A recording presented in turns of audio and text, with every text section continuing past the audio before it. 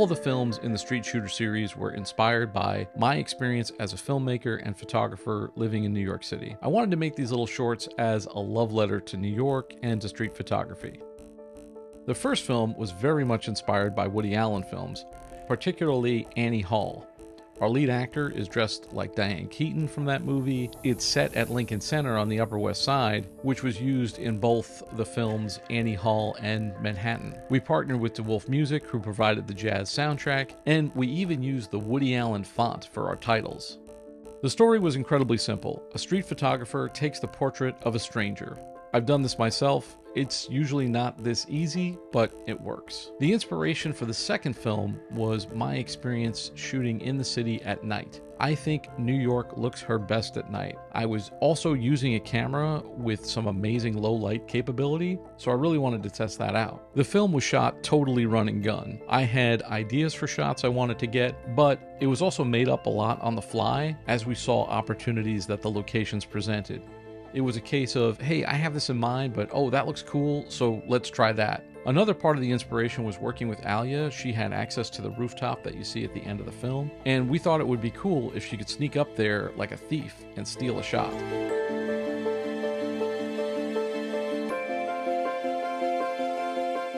For the third installment of the Street Shooter series, I wanted to capture the essence of the city and show the street photography. In the other films, you see the photographer shooting, but you never get to see what they shot. So I wanted this film to be the payoff for the other two and really show off the photography.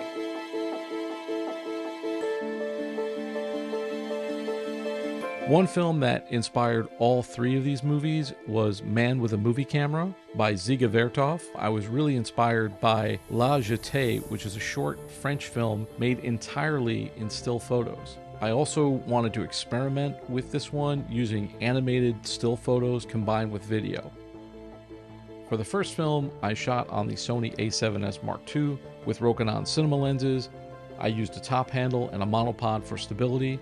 The second film was shot on the Sony FX3 with a Sony G Master 24-70mm zoom lens. And for this third film, I used my old Canon 80D with 3 prime lenses: the Canon 28mm f1.8, the 50mm f1.8, and a vintage Yashica 50mm f2 SLR lens. Because I was shooting a lot of photos, I needed a camera that would shoot high-speed stills. This camera shoots 7 frames per second in photo mode, and if you use a fast SD card and you shoot in JPEG, you can take a ton of shots before the buffer kicks in. I chose the 28 and the 50mm prime lenses because those are my go-to for street photography. I wanted this movie to look as though it was shot by a street photographer. The Yashica is a fully manual lens with a manual aperture ring. This allowed me to use a technique called lens whacking or free lensing. You hold the lens in front of the camera's sensor and sort of move it around a bit. Images will go in and out of focus in a really interesting way, and you can get this really cool light leakage. For post-production, I edited in Final Cut Pro, and because I was using still photos and animating them, I was able to edit in 4K and up-res the 1080p video. One of the reasons I chose to experiment with using photos is because I knew I could get so much more resolution and make a 4K movie with a 1080p camera.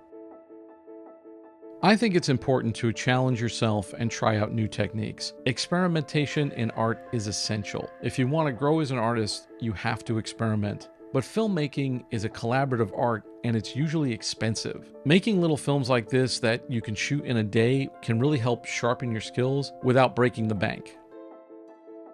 Thanks for watching. Please like and subscribe for more content. This is the BTRP Media Network.